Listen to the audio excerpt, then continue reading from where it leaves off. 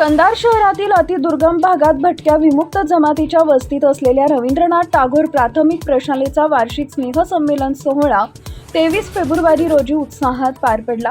संचालक गंगाप्रसाद यनावार यांच्या मार्गदर्शनाखाली शाळेत भटक्या व गरीब कुटुंबातील विद्यार्थी शिक्षण घेत असून त्यांना शैक्षणिक व सांस्कृतिक क्षेत्रात प्रोत्साहन दिलं जातं। वर्षभर महामानवांच्या जयंतीनिमित्त त्यांच्या जीवन कार्यावर भाषणं, सामान्य ज्ञान स्पर्धा व विविध उपक्रम राबवले जातात।